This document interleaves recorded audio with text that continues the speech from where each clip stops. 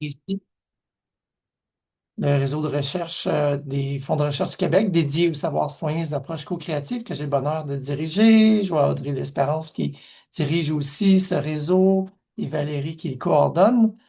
Et donc, vraiment génial. Merci d'être là. Et cette année, on se penche sur les méthodologies co-créatives et on a le plaisir d'accueillir Maude de la Liberté, qui est commissaire adjointe au CSBE. Je vais la présenter. Peut-être vous la connaissez aussi, ses travaux, les membres de son équipe sont quand même bien en vue dans notre communauté de recherche et notamment dans le milieu de la santé pour les personnes d'entre nous qui travaillons dans le milieu de la santé. Sinon, pour les autres, mais tant mieux, vous allez découvrir les travaux du CSBE aujourd'hui et ceux de Maude et de son équipe. Donc, Maude est commissaire adjointe à l'éthique et à la participation publique au sein du CSBE, commissaire à la santé et au bien-être du Québec. Elle agit donc comme la personne ressource pour tout enjeu éthique qui survient au sein du CSBE, en plus d'être responsable d'activités, je dirais, comme plus externes du CSBE qui ont trait avec l'éthique, dont le forum de consultation dont on va peut-être entendre parler aujourd'hui, qui est une, je ne vais pas dire une bébite, mais une créature très spéciale au sein même de la législation qui institue le CSBE. Elle est spécialisée en éthique de la santé. Elle détient un doctorat en sciences biomédicales, option bioéthique de l'Université de Montréal. Ses travaux portent notamment sur les facteurs qui influencent l'équité dans la distribution et l'accès aux services de santé, notamment en physiothérapie. Pourquoi? Parce qu'elle est physiothérapeute de formation. Elle a reçu le titre honorifique de Fellow pour sa contribution à l'évolution de la profession au Québec et ailleurs. Elle a également présidé le regroupement des commissaires aux plaintes et à la qualité des services du Québec. Pourquoi? Parce que Maud a œuvré aussi comme commissaire pendant plusieurs années. Donc, peut-être qu'elle va nous parler de ça. Sinon, je vous invite de lui poser des questions sur son travail aussi, qui lui a donné une perspective aussi qui est réaliste et critique sur nos services de santé au Québec. Donc, Maude, on est vraiment très heureux de t'accueillir. Je te connais personnellement, donc je te tutoie aujourd'hui.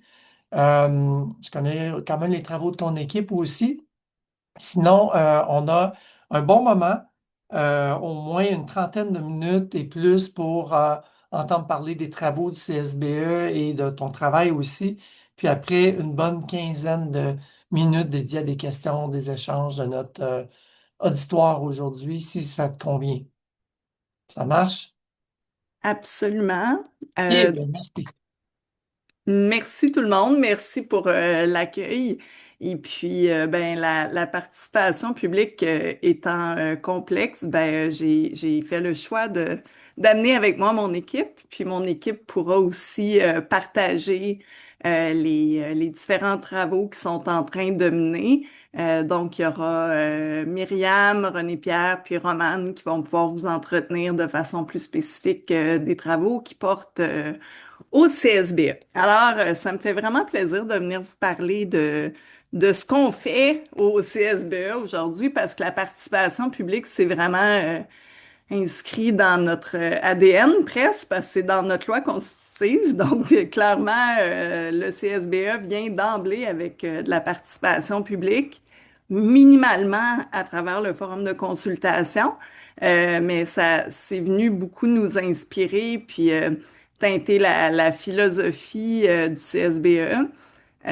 Faut savoir aussi, le CSBE, c'est une très, très petite équipe, là. Si on pense à l'écosystème du système de santé, on est 25. Puis dans une petite équipe, ben, évidemment, on veut tabler sur les partenariats, l'intelligence collective et puis capter l'ensemble des parties prenantes puis la richesse de leur vision puis de leur savoir. Fait que ça fait partie des choses qui soutiennent nos travaux. Fait qu'aujourd'hui, on vient vous parler, ben oui, de la participation publique, on va vous parler du forum, mais on va aussi vous parler de travaux qu'on est en train de mener pour essayer de soutenir la transformation du système qui mobilise des approches méthodologiques innovantes, on pourrait le mettre comme ça, mais aussi les travaux du forum qu'on ancre dans cette nouvelle trame pour nous aider à soutenir la transformation. Fait qu'on est vraiment heureux de vous présenter tout ça, puis ouvert à l'échange, la discussion, puis vos rétroactions. Fait qu'hésitez surtout pas. Je vais commencer par vous présenter brièvement le CSBE. Parce que j'assume que c'est pas tout le monde qui nous connaît, puis c'est bien correct. On est une petite organisation peu connue du public. Donc, nous, notre objectif, notre but, c'est vraiment de venir évaluer la performance du système de santé, puis le système de santé dans toute sa globalité. On a deux grands volets qui viennent nous animer. On a le volet de venir soutenir la prise de décision du ministre de la Santé, donc la prise de décision publique. Et puis, on a un volet d'animation du débat public. Fait qu'on a ce rôle-là d'amener de l'information qui est claire, synthétique, crédible dans l'espace public pour s'assurer que les citoyens, que les experts, que les professionnels de la santé puissent avoir cet échange-là autour d'enjeux de société qui sont importants, particulièrement présentement, je dirais. Puis, dans notre loi, c'est aussi indiqué qu'on doit tenir compte des enjeux éthiques. Fait que c'est un levier très important pour nous de s'assurer qu'on peut venir capter les valeurs, qu'on peut venir capter les points de tension, les enjeux. C'est quelque chose qui est très structurant dans nos travaux. Je vous parle aussi de nos valeurs organisationnelles pour surtout mettre l'emphase sur la rigueur. Oui, on a ces valeurs d'impartialité, de transparence, d'équité qui viennent soutenir nos travaux à l'interne, mais qui viennent aussi soutenir notre façon d'être à l'externe. Le point de la rigueur est particulièrement intéressant parce qu'il a fait l'objet beaucoup de discussions à l'interne, de points de tension parce que la rigueur, souvent est interprétée comme une rigueur liée au quantitatif, aux chiffres, aux indicateurs. Puis nous, on a vraiment souhaité inscrire cette rigueur qui peut aussi être expérientielle, qualitative, qui peut venir de d'autres sources de savoir. Fait qu'on est venu teinter cette définition-là de la rigueur pour venir reconnaître la diversité des savoirs, puis de s'assurer de pas toujours hiérarchiser les données chiffrées versus ce que les citoyens pensent ou ce que vivent les professionnels de la santé dans le réseau. Fait qu'on voulait vraiment être capable d'avoir cette base de légitimité là entre les champs. Alors, pour résumer notre rôle, oui, on vient évaluer. Fait qu'on on évalue les différentes dimensions de la performance. On vient les analyser dans le contexte social contemporain qui est en mouvance et en tension. On prend tout ça pour influencer. Puis là, influencer, c'est un mot péjoratif, fait que je veux dire informer le ministre et puis les décideurs sur les optiques d'amélioration puis de transformation. On vient s'assurer de favoriser les débats publics. Et puis, oups, j'ai passé vite là, mais tout ça se fait toujours avec une vision très, très large de l'ensemble de l'écosystème. Euh, et je mentionne aussi, nous, on est en autosaisine. Fait qu'on choisit nous-mêmes nos sujets. Le ministère peut nous mandater, mais souvent, on choisit nous-mêmes nos sujets, ce qui vient aussi avec cette nécessité de rigueur et puis cette nécessité d'avoir des critères ancrés dans différentes sources de savoir, de légitimité sociale, et puis pour être sûr de bien capter ce qui se passe dans la société.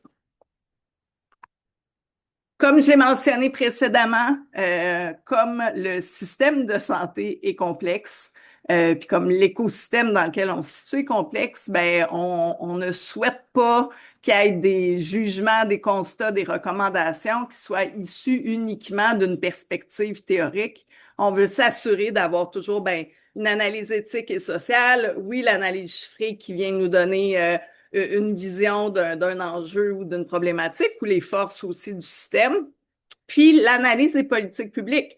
C'est quoi la pertinence, la cohérence des politiques publiques? Est-ce qu'il y a des enjeux de gouvernance? On a-tu mis tous les bons incitatifs pour aider à l'implantation, par exemple, d'une vision ou d'un changement de société? Fait que c'est vraiment les angles théoriques qui nous permettent ben, d'avoir un jugement puis qui conduisent éventuellement la commissaire à faire des recommandations. Et maintenant, je laisserai la parole à Myriam pour nous parler de la participation publique. Oui, bonjour tout le monde. Donc, pour ma part, je vais vous parler de comment est-ce que cette participation publique va se décliner dans nos travaux puis dans nos approches métaux. Puis si je dis des conneries, moi, tu me rattraperas. Donc, notre approche, elle repose sur une conviction forte. Donc, on se pose la question, ben, on se dit, on ne peut pas transformer un système sans d'abord bien comprendre ce qui va bien puis ce qui marche moins bien aussi. Et cette compréhension-là, ben, elle va supposer qu'on fasse un portrait qui va faire ressortir les problèmes et les blocages, y compris ceux qu'on ne voit pas toujours, de repérer les règles de façon, les façons de faire et les structures qui influencent le fonctionnement du système, de montrer quel est l'impact, quels sont les impacts, que les impacts ne sont pas les mêmes pour tout le monde, puis que ça dépend des groupes puis des réalités de chacun puis de proposer une lecture critique. Donc, c'est une analyse critique ouverte qui prend en compte plusieurs points de vue sur le système de santé. Puis tout ça, ça va nous permettre de mieux comprendre ce qui se passe vraiment, ainsi que les problèmes qui sont identifiés, de trouver des solutions réalistes et pertinentes, et aussi de relier les constats organisationnels aux dimensions humaines, sociales et éthiques. Si tu peux avancer. Donc, pour faire ça, on va adapter ce qu'on appelle l'approche abductive. Donc, c'est un subtil mélange entre la déduction et l'induction. Donc, en termes plus simples, concrètement, ça signifie que l'on cherche à expliquer ce que l'on observe en formulant des hypothèses plausibles, puis en les ajustant progressivement à mesure que l'on avance dans nos analyses. Donc, c'est une démarche qui est aussi itérative. Donc, on va progresser par cycle. On va confronter régulièrement les constats qu'on capte, les hypothèses et les nouvelles perspectives afin d'affiner progressivement la compréhension du problème et aussi incrémental. Donc, on va enrichir au fur et à mesure l'analyse en mobilisant de nouveaux outils, de nouvelles informations selon les besoins, de manière flexible et qui soit adaptée aussi à l'évolution de notre projet. Donc, c'est une démarche, juste si tu peux revenir, c'est une démarche, donc, comme vous voyez, le schéma qui se déroule en deux grandes phases. Une phase comprendre, où on va observer, questionner, mettre en lumière ce qui se fait réellement, ce qui fait réellement problème, on va analyser tout ça, et par la suite tenter des transformations à petite échelle ou sur une échelle systémique qu'on verra un peu plus tard, à partir de cette compréhension-là. Puis on va essayer d'identifier des leviers d'action et de construire des pistes de réponse. Donc, l'objectif, c'est de faire émerger une réponse cohérente, adaptée, alignée à une approche de responsabilité populationnelle qui tient compte des besoins réels des personnes et des territoires.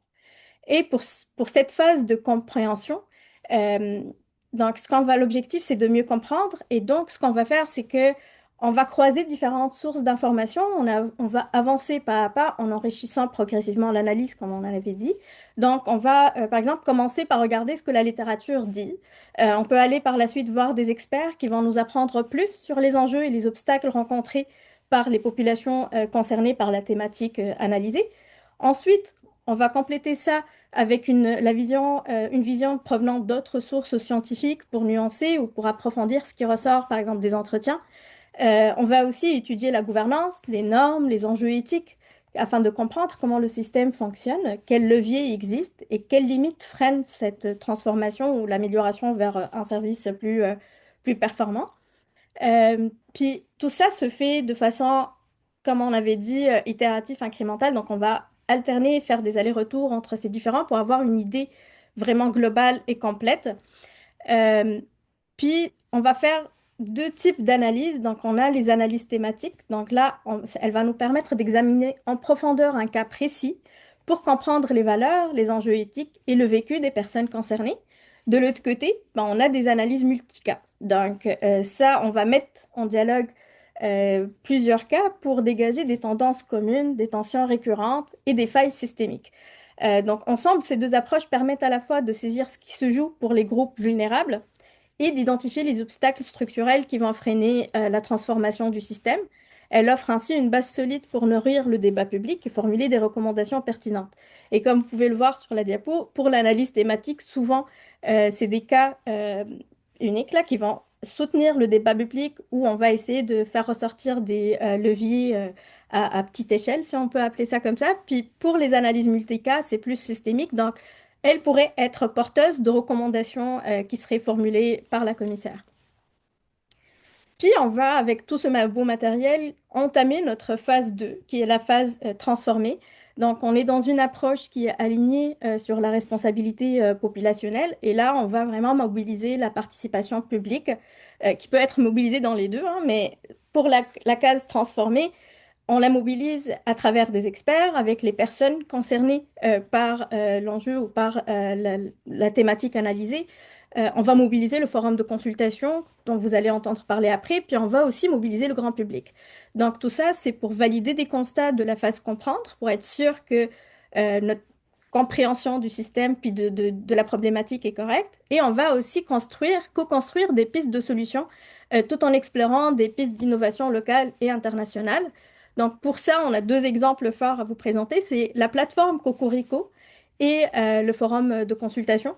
Donc la plateforme Cocorico, c'est une plateforme participative qui peut être mobilisée pour les deux phases, mais pour la phase transformée, on a choisi cette plateforme pour créer et encourager la participation publique. Donc, à travers elle, le CSBE, il souhaite développer des démarches collectives, mobiliser une diversité d'acteurs et de savoirs pour mieux comprendre la complexité des problèmes auxquels fait face le système de santé et des services sociaux. On a d'ailleurs deux consultations en ligne si vous voulez y participer. On a le projet Grand Repère, donc c'est pour capter les priorités concernant le système de santé et des services sociaux dans toute la province du Québec, idéalement. Et on a aussi une consultation sur notre projet VIH, donc comprendre pour transformer, comment agir ensemble contre l'épidémie du VIH au Québec.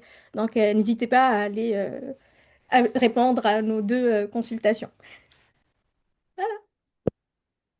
Bonjour Camille, Audrey et Michel. Je suis René Pierre, je suis la personne responsable du forum de consultation au commissaire. Donc, comme ma collègue le disait, ben oui, il y a la participation publique via Cocorico, mais il y a aussi une instance qui est inscrite dans notre loi au commissaire à la santé, au bien-être. D'ailleurs, vous pouvez aller sur Légie Québec, là, c'est assez détaillé.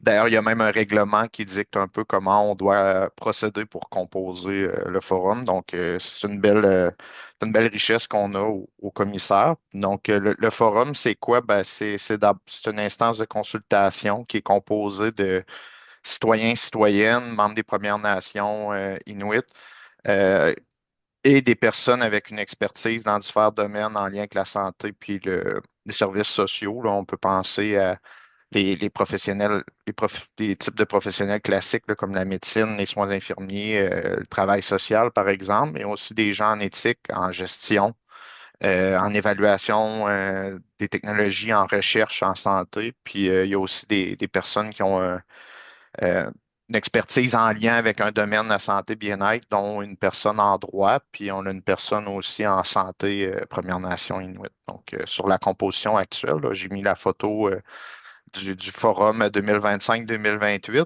Et comprendrez que c'est un mandat qui est d'une durée de 3 ans.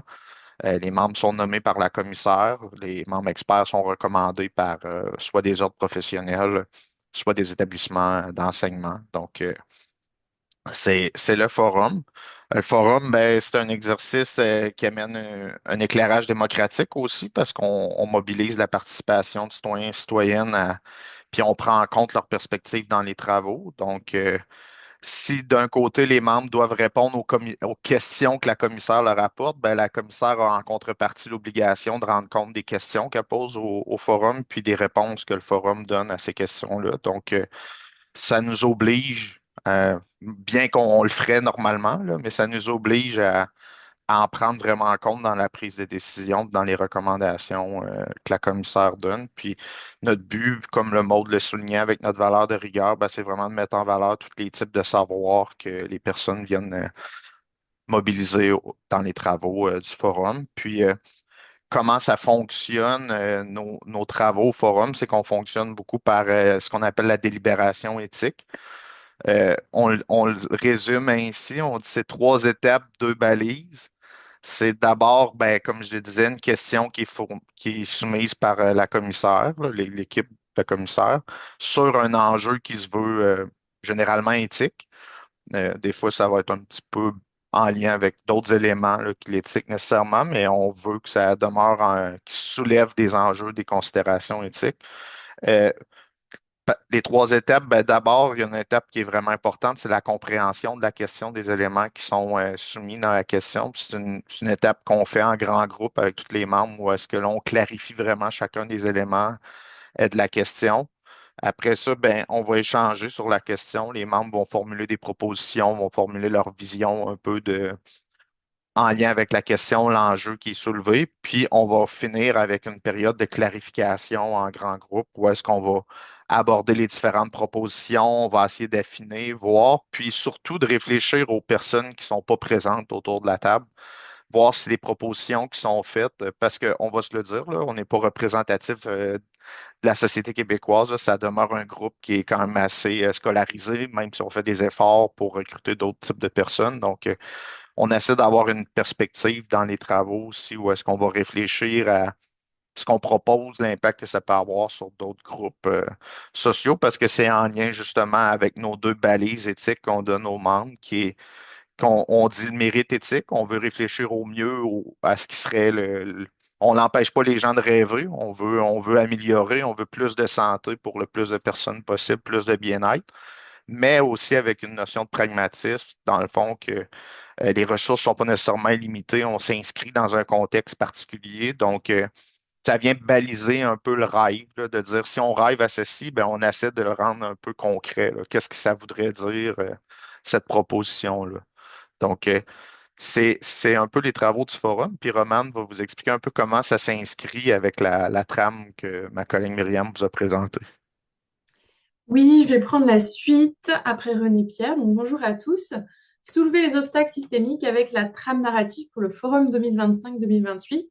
Donc, le forum, voilà, il aura comme fonction de fournir son point de vue à la commissaire sur des enjeux systémiques qui vont être préalablement identifiés dans des travaux annexes par le CSBE, donc qui vont venir freiner l'évolution du système de santé et de services sociaux québécois vers une approche de responsabilité populationnelle.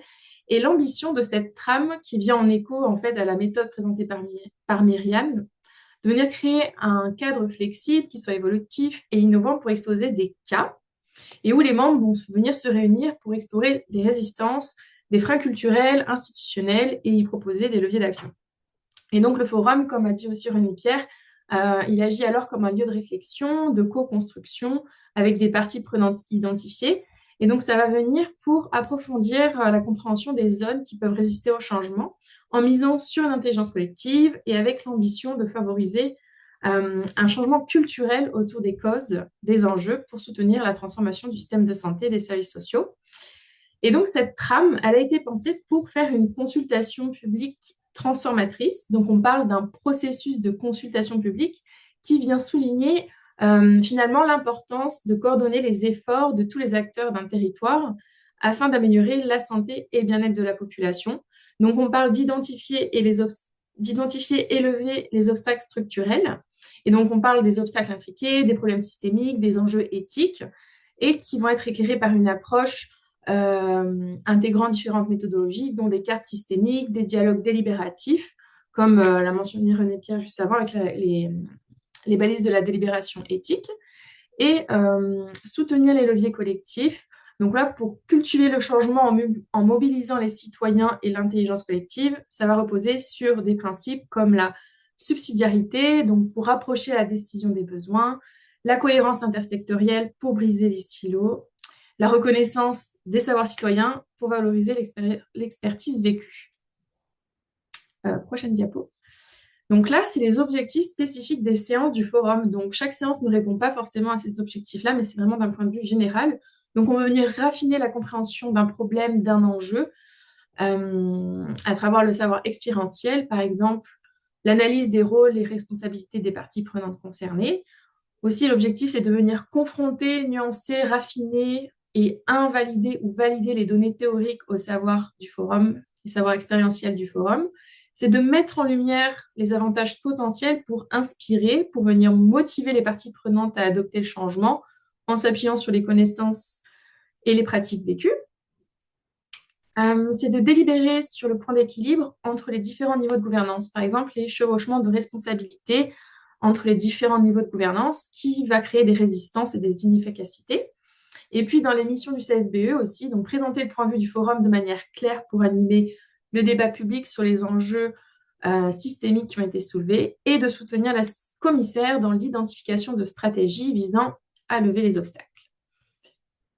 Au niveau de l'organisation des séances, donc, ça peut se structurer généralement en 3 étapes qui vont en fait compléter ce que René Pierre a dit aussi pour le forum. Donc, on vient comprendre le problème, c'est quoi l'enjeu, c'est quoi les résistances, en prenant en compte le contexte éventuellement politique. Ensuite, au niveau de l'étape 2, ça va être explorer les solutions de transformation citoyenne, donc avec une identification des leviers de changement.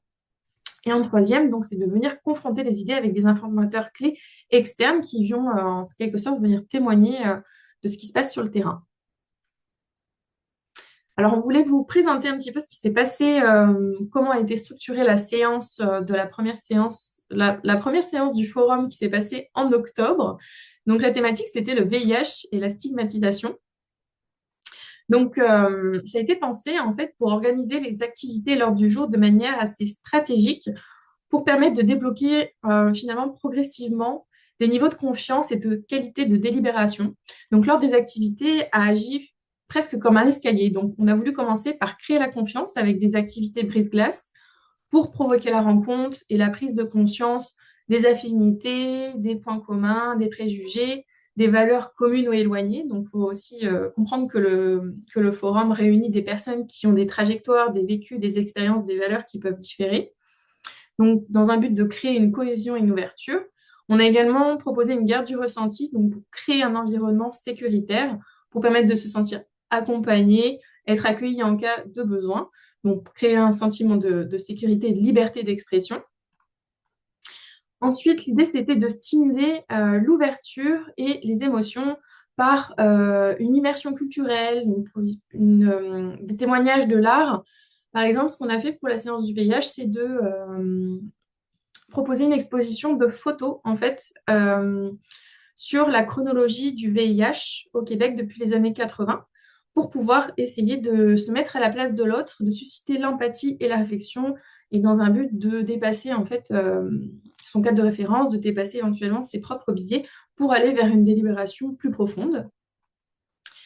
Ensuite, on voulait créer... On voulait apprécier surtout les ressources des membres par une carte sociale, donc pour se rendre compte en fait finalement de leur réseau de force qui pourraient possiblement être des leviers d'action. Donc là, on repart aussi dans la méthode que Myriam a dit juste avant. Les personnes viennent de régions différentes, donc là, c'est plutôt comment dire, se dire au niveau local, qu'est-ce que j'ai comme réseau de force? Est-ce que je suis impliquée dans telle association, dans quel comité? Donc, la dernière, c'est la structure de la collaboration, pardon. Donc là, on parle de délibération éthique en petits groupes pour rendre plus facile la discussion ou en grand groupe avec une optique de synthèse pour consolider les propositions. Et donc tout ça, c'est animé par un animateur externe qui peut amener une certaine neutralité dans les échanges entre le forum et le CSBE. Et donc voilà, cette progression, en fait, elle peut débloquer des niveaux de dialogue plus profonds. Ça peut favoriser une délibération éthique avec une variété de contenus qui peut être expérientiel, théorique et émotionnel. Et je vais laisser Maud pour la conclusion. Déjà, je dois dire, je suis très fière de mon équipe. J'ai une équipe merveilleuse. Vous avez l'ensemble de l'équipe qui travaille à la participation publique au CSBE ici aujourd'hui. Fait que, je l'ai nommé un peu tantôt, là, mais on est dans une époque où il y a beaucoup de points de tension, hein. On sent beaucoup de crises, crise du logement, des inégalités sociales, crise climatique, désinformation, points de tension politique. Dans ces moments de point de bascule sociale, ben inévitablement, ben nous on veut réunir l'intelligence collective. C'est l'intelligence collective qui va permettre d'avoir une réflexion cohésive pour retrouver une forme de sens là-dedans, puis voir le sens qu'on veut donner au système de santé dans cette nouvelle société. Donc, nous, on s'inscrit là-dedans, mais essayer de croiser au mieux les perspectives pour mieux comprendre puis mieux agir comme organisation publique au cœur de notre mandat. Donc, voilà. Et puis, on avait une question pour vous. En conclusion, ben, on se demandait si c'était possible de discuter avec vous jusqu'où on peut ou on doit aller dans la co-construction au cœur d'un mandat public. Puis, j'explique ma question. Les balises légales sont assez claires sur le rôle du CSBE. Puis, on a beaucoup de cette réflexion-là sur qui doit porter la responsabilité, qui doit être imputable, jusqu'où on peut aller. Une consultation, c'est toujours accepté puis bien vu, mais quand on se dirige dans une échelle plus vers la co-construction, ça génère des malaises par rapport à notre rôle et à notre mandat légal. Donc, j'avais envie de vous entendre là-dessus et ou sinon sur tous les autres thèmes qu'on a abordés pendant la présentation. Voilà. Merci beaucoup, Maude, et les membres de ton équipe, Myriam, René-Pierre et aussi Romane. Donc, merci beaucoup d'avoir présenté. Et on va prendre des questions, des commentaires ou des réponses aussi, des pistes d'analyse sur jusqu'où aller dans la co-création au sein d'un organisme public comme le CSBE. Est-ce que vous avez des idées? Est-ce que tout devrait être fait en mode co-créatif? Probablement pas. Donc, c'est où doit intervenir la co-création, comment, dans quelles conditions. Donc, l'éclairage de membres du réseau, je pense que ça peut être intéressant. CSBE, en fait, est membre aussi du réseau, Maud est membre. J'ai oublié de le mentionner. Donc, Romane aussi. Romane comme membre étudiante. Voilà. Commentaires critiques, tu sais, vous pouvez. Est-ce que c'est moi qui donne les droits de parole, Éric, ou c'est toi? je peux Je peux modérer le et je vais faire. essayer de concentrer sur les réponses. D'accord. Camille Desforces qui coordonne Levier. Je vais lui donner la parole en premier. Merci Eric, bonjour à vous, merci beaucoup, c'est toujours passionnant de passer un temps de lunch ensemble.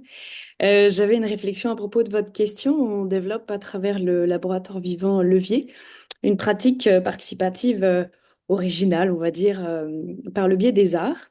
Ce que j'ai remarqué, c'est que cette participation, ce style de participation en tout cas, pour essayer de répondre à jusqu'où on participe et qui est imputable au cours de la participation, cette responsabilité, je remarque que ça dépend ce qu'on vient chercher chez les gens, non pas en termes de toujours peut-être réflexion, mais comme posture ou comme comment on se met en lien avec eux.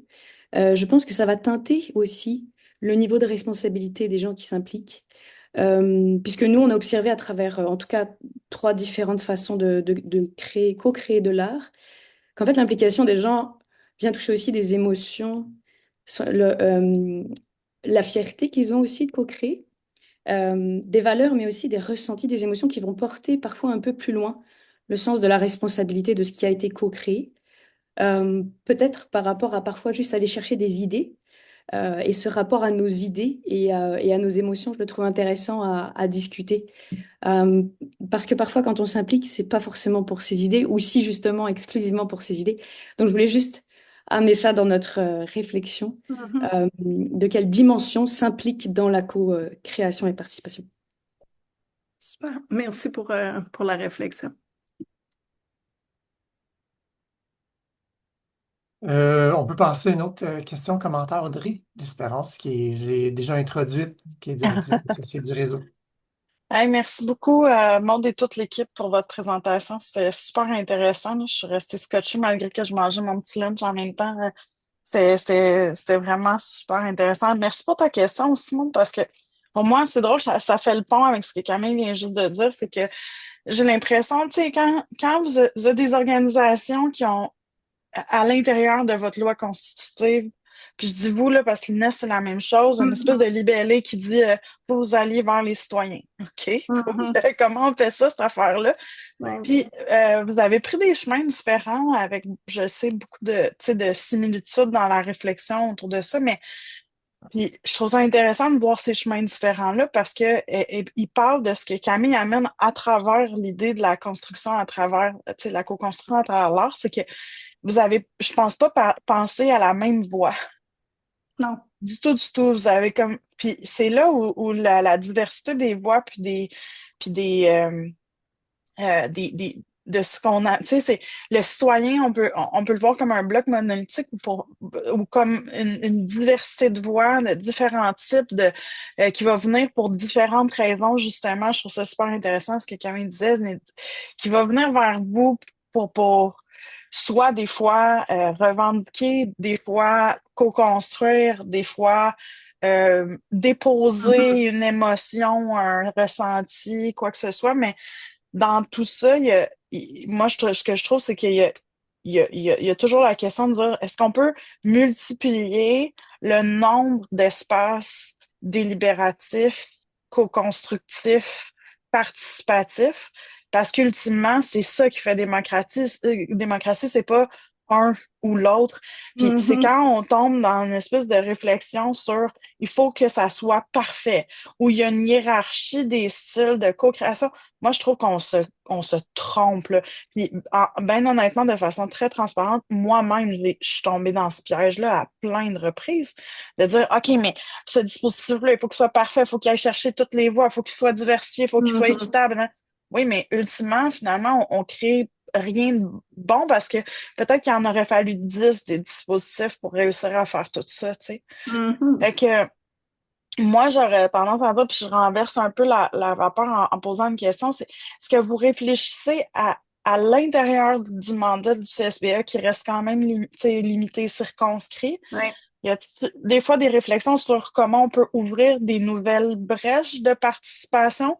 Puis à ce moment-là, ben, peut-être qu'on pourra parler de co-construction. Tu sais, fait que c'est plus là que je m'en vais. Oui, on y pense souvent. Puis je pense qu'une difficulté qui est à nommer, c'est que c'est quand même exigeant de la participation publique. C'est exigeant en temps, en ressources. Puis les gens qui participent sont eux-mêmes exigeants. Fait que c'est à la fois un moteur, puis parfois un petit enclume, parce que c'est difficile être à la hauteur des attentes citoyennes, malgré toute la bonne volonté qu'on peut avoir. Euh, c'est sûr que nous, à l'intérieur du CSBE, on essaye de réfléchir aux différents dispositifs de participation publique en fonction des différents projets. Puis il y en a qui sont plus de base, là, tu sais, des sondages. Bon, fait que, tu sais, oui, c'est un dispositif, là, mais tu sais, on a déjà le forum qui est délibératif, qui nous amène plus loin. On doit, nous, à l'interne, s'assurer que le petit n est quand même compris dans sa force relative, parce que des fois, on a des sondages n égale 2000 versus une délibération approfondie sur 6 jours de 30 citoyens. Bon, mais ils sont 30 ou ils sont 25. Fait que là, il y a ce point de tension dans la valeur et la rigueur et l'apport de un versus l'autre. C'était notre tentative aussi avec Cocorico. Fait que Cocorico, c'est une plateforme qui permet l'échange entre les citoyens, fait qui permet une rétroaction sur des idées. Fait qu'on s'est dit, on est probablement entre le sondage puis la délibération où on va voir s'il y a des idées plus consensuelles, des idées qui génèrent plus d'échanges, puis c'est de quelle nature. Puis là, on n'est pas dans le N, on est vraiment dans la vision, ben, quelles idées génèrent une forme de consensus, quelles idées seraient à creuser parce qu'ils ont l'air plus complexes. Fait que ça faisait partie de nos tentatives. Sinon, on est évidemment, tu sais, on mobilise toujours des parties prenantes, les experts, les gens concernés dans des entrevues, des focus groups. Fait que ça, c'est une participation, puis là, je vais dire de base, pas de base, là, mais qui est moins innovante dans le besoin de rapprocher des idées qui sont peut-être polarisées pour nous permettre collectivement d'avancer. Fait que je pense que c'est ça qui est difficile, trouver les espaces qui permettent de générer soit un consensus social ou soit une compréhension des dissonances dans certaines idées. Euh, Puis c'est exigeant. Fait que je sais pas si je réponds à la question ou je lance plus de questions. Voilà. Ben, si je peux me permettre peut-être juste un retour, je trouve ça super intéressant. Puis l'affaire, c'est que dans dans chaque dispositif choisi, il y a des avantages puis des inconvénients. Puis tu sais, on dit tout le temps, le meilleur, c'est de créer une mosaïque de différents types de participation. Puis des fois, justement, d'aller vers des dispositifs plus relationnels où justement les idées des uns se confrontent aux idées des autres, c'est cool, mais des fois aussi, ça peut être repulsant pour certains autres participants qui auraient envie. Fait que moi, je trouve ça bien que vous ayez une réflexion sur la diversité, puis à chaque moment différent de vos projets, parce que si je regardais vos boucles, puis chaque moment va peut-être nécessiter une différente approche, là. Fait que Mhm. bravo, en tout cas, c'est très intéressant. C'est sûr, on essaye aussi de trouver des projets où on est capable d'ancrer la participation publique plus en amont. Parce que là, on arrive souvent avec des projets, c'est négociés à l'interne. Là. Quand on parle de triangulation des perspectives, c'est donc qu'il y a de l'interdisciplinarité et des enjeux de lexique, compréhension du monde. Bon, fait que, tu sais, on a déjà cet espace délibératif interne qui est fort. Fait que c'est difficile d'insérer la participation publique à cet endroit-là. Mais il y a certains projets où on se dit, ah, tiens, ça, c'est un projet où on serait probablement capable de co-réfléchir des parties du projet avec le forum, puis qui soit présent à chacune des boucles avec nous. Fait que c'est ça, ça fait partie de ce qu'on tente de faire dans les limites de notre mandat. C'est vraiment intéressant, Maud, parce que en formulant la question de manière un peu générale, je me posais la question, ben, comment la co-création peut être conciliable avec le rôle, par exemple, d'un ou une commissaire mandatée par le gouvernement pour donner des avis qui ont une certaine autorité, fondée sur des données probantes, et pour laquelle la commissaire, ultimement, est redevable aussi. C'est-à-dire Oui. qu'elle doit défendre l'intégrité des avis qu'elle donne. Donc, est-ce que du matériel co-créé ou des avis co-créés ou des démarches comment ça peut être défendable? Et Mhm.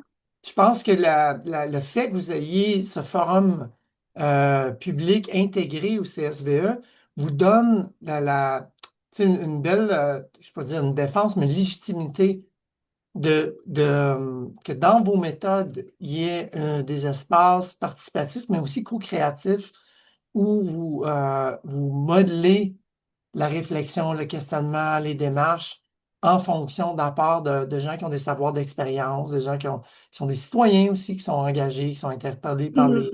les mandats que vous avez, mais c'est pas toutes les organisations publiques qui pourraient avoir l'agilité ou aussi facilement peut-être, ou je vais dire que c'est facile non plus, là, mais Mhm. c'est parce qu'en quelque part, on voit la fonction publique comme, si je peux vous mettre dans ce bateau-là, Oui. comme des gens, en fait, compte, qui sont au service et qui doivent livrer des choses. Donc, on s'attend à ce que ces gens-là fassent les choses. Et Mhm. donc, quel rôle ont les citoyens ordinaires à participer à élaborer ces choses-là? Bon, ça, je suis un peu provocateur, mais tu sais, si on prend du recul, on se dit, ben, tu sais, notre mode de pensée d'organisation des systèmes publics est très comme bureaucratisé. Oui. Il y a des bons héritiers de Weber. Tu sais, tout le monde est Mhm. spécialiste, des bureaucrates. Tu sais. Mais fait que Mhm. là-dessus, on a d'autres interventions. Là. Caroline Wong. Caroline, salut. Désolée, je pense que Audrey était avant moi, là. Oui, mais Audrey a déjà OK. parlé, donc je vais te donner la chance Super. d'intervenir. Donc, merci Maud et l'équipe vraiment. J'ai vraiment apprécié. Donc, Caroline Wang, je suis du Centre d'excellence sur le partenariat avec les patients publics. Je pense que vous avez discuté dernièrement aussi avec notre équipe. Mhm. Je juste lance une réflexion parce que j'imagine que votre intérêt de aussi parler avec un si grand groupe qui sont ici aujourd'hui, c'est aussi de voir. Donc, je veux juste refléter un peu sur le point que Audrey l'avait amené en termes de cette diversité dans la méthode. Je me demande également, est-ce qu'il y a des opportunités pour que vous preniez avantage d'un communiqué comme le nôtre, là, je parle de Récit plus plus, là, qui on fait nous-mêmes, on teste, on expérimente dans plein des différentes formes de participation, et notamment cette groupe-là ancré dans des vraies méthodes comme hyper fortes, méthodologiques aussi, là, donc, et scientifiques. Alors, je pense que, tu sais, moi, j'admire vraiment beaucoup qu'est-ce que vous avez présenté, mais aussi qu'est-ce que j'ai vu dans le passé de qu'est-ce que vous avez fait. Mais c'est toujours cette question mm, d'autres personnes qui font ces choses-là, qui faire émerger du terrain quand même cette, cette proie de citoyenne, cette proie de démocratie. Donc, c'est quoi les pentes d'informations sur lesquelles on pourrait tous, dans une certaine façon, parce que c'est les individus, nos sociétés, les populations eux-mêmes, mais c'est aussi tous ces organisations, ces acteurs qui jouent ces rôles de réflexion citoyenne aussi, qui seraient intéressants à réfléchir. Donc, merci pour nous exposer à ça, pour qu'on peut éventuellement tisser des liens. Super, ben merci beaucoup. Puis c'est sûr que nous, on essaye d'innover à notre façon, puis c'est toujours une innovation prudente, je dirais, parce que c'est l'argent public qui est en jeu. Mais on essaye d'être connecté à travers vous à ce qui se passe de bien, de mieux. Dans la recherche, ben, il y a l'espace peut-être plus à l'échec parce que l'échec vient aussi nourrir la connaissance. Nous, on n'a pas l'espace à l'échec. Fait que c'est de trouver ce point d'équilibre-là. Puis par exemple, ben, la trame qu'on a décidé de déployer, on s'est assuré que même si la trame collective arrivait pas au résultat souhaité, ben, qu'à chaque cas, on avait quelque chose qui allait être pertinent, à la fois pour le grand public, pour le ministère. Fait que c'est de trouver des zones de pertinence dans une trame d'innovation. Puis là, on se dit, bon, ben, on essaye quelque chose de nouveau. On a probablement les compétences puis les reins assez solides pour l'essayer. On a la chance d'avoir de l'argent qui est dédié au forum, puis l'obligation de le mobiliser, ce que beaucoup d'autres organisations n'ont pas. Puis honnêtement, si on n'avait pas cette obligation-là, probablement qu'on le ferait pas non plus, malgré toute la richesse que ça donne, puis la signature distinctive, puis il n'est pas arrivé une séance où le forum nous a pas surpris. Ben, on n'est jamais capable d'anticiper ce que le forum va dire, puis c'est toujours plus intéressant que ce qu'on avait prévu. Euh, mais malgré tout ça, probablement qu'on le ferait pas sans obligation, sans argent dédié, sans... Bon, fait que, il y a une zone où c'est énergivore, puis c'est ça, puis c'est trouver cette zone entre innovation et conservatisme, là. Fait que c'est notre intérêt d'être lié à vous aussi pour voir ce qui se passe de mieux, de beau, de ce qu'on peut emprunter. Puis tu sais, si vous allez lire nos métaux, pas mal inspirés de ce que les chercheurs de votre récit ont fait. Fait que, tu sais, on n'invente pas grand-chose. Là, on mobilise ce que vous avez créé pour lui donner une teinte plus bureaucratique, là, mais qui corresponde à notre mandat. Mais c'est sûr que c'est une application directe de la recherche qui est faite, puis les expérimentations qui sont faites par les membres du récit. Merci. Oui. On va citer ça dans notre demande de renouvellement FAQ qui Ben oui. C'est ça, ça nous motive à On continuer n'oublie aussi pas celle-là. d'approfondir. Génial. Et Audrey, peut-être une dernière intervention. Si jamais d'autres questions rapides, vous pouvez les formuler dans le chat ou lever la main. Super rapidement, tu sais, je pense à, mettons, à François-Pierre Gauvin avec Julia Ebelson, François-Pierre est membre du récit, là, mais ils ont publié un truc en 2014, ça fait 11 ans, là, tu sais, puis c'est encore pertinent, je trouve, parce que, tu Mhm. sais, quand tu regardes, mettons, les volontés qu'on veut, tu sais, les objectifs qui sont derrière la participation, ben, tu as toujours l'objectif démocratique, là, qui est un peu comme l'espèce de Saint Graal, mais il n'est pas toujours le premier dans l'optique. Après ça, t'en as qui sont scientifiques, qui parlent beaucoup des méthodes, puis de la pondération de la preuve, puis tout ça. Puis après ça, tu sais, il y a des fois, c'est juste parce qu'on veut prendre une meilleure décision, puis c'est instrumental, mais fonctionnel, moi j'aime mieux le mot fonctionnel qu'instrumental, mais tu sais, ça Mhm. peut être ça, puis c'est bien correct aussi. Moi, c'est là où des fois on est un peu comme en hiérarchie, si c'est pas démocratique, c'est pas bon. Je sais pas. Puis finalement, le dernier, c'est le développemental, puis c'est généralement là où les Mhm. organismes publics ne se laissent pas beaucoup d'espace. Fait que les autres sont comme capables de jouer avec parce que ça fonctionne avec les principes directeurs du service public. Mais dès qu'on est dans le développemental, dans l'exploration, dans déterminer s'il y a des priorités, par exemple, citoyennes qui émergent ou des choses comme ça, ben là, c'est limité parce que qu'est-ce qui justifie finalement que d'un CSBE comme le vôtre s'en va à l'extérieur, juste tester l'eau, tu sais, la température de l'eau. Puis ça, je trouve ça intéressant comme tension parce que ça permet pas beaucoup de, je sais pas, d'étirer un peu la sauce. Puis je trouve ça correct que vous viviez avec cette limite-là, mais en même temps, elle a des effets, tu sais. Fait que moi, Mhm. ça me fait penser à ça. Fait que de toute évidence, ça me stimule beaucoup votre présentation aujourd'hui. Merci beaucoup. Ben, merci. Puis oui, on vit plein de points de tension, puis tu sais, on apprend beaucoup avec le forum, puis le forum est un moteur, comment je dirais, d'évolution même au sein du CSBE de nos propres pratiques. Fait que tu sais, il nous propulse généralement à vitesse grand V dans certains choix, certaines décisions pour vraiment s'aligner sur ce qui est acceptable socialement, sur les valeurs populationnelles. Fait il y a des mouvements très grands, fait que des grands écarts qu'on a fait au CSBE, c'est grâce au forum. Fait que, tu sais, nous, on le voit, puis on est revenu aussi à la vie grâce au forum. Fait que, tu sais, il y a des choses à pas oublier dans la légitimité puis l'importance d'instances démocratiques au sein d'organisations publiques pour nous connaître, pour nommer l'importance, pour lever la main puis dire non quand il se passe des choses inacceptables alors que les fonctionnaires n'ont pas ce droit de parole-là. Euh, Fait que bref, il y a beaucoup d'avantages, puis là, sans les dire, tu sais, c'est instrumental ou comme tu disais, fonctionnel, là, mais il y a un intérêt plus large dans les organes de surveillance du système public aussi. Voilà.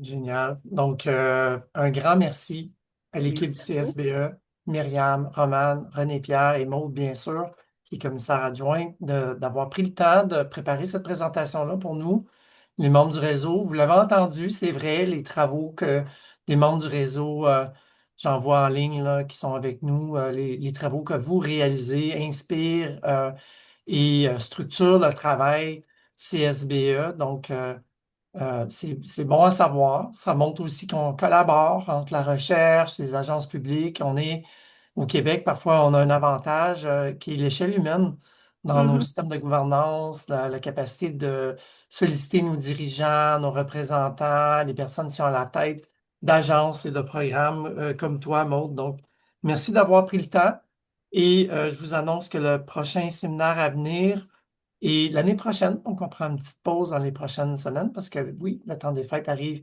très, très bientôt. Et c'est le 6 février, toujours vendredi midi.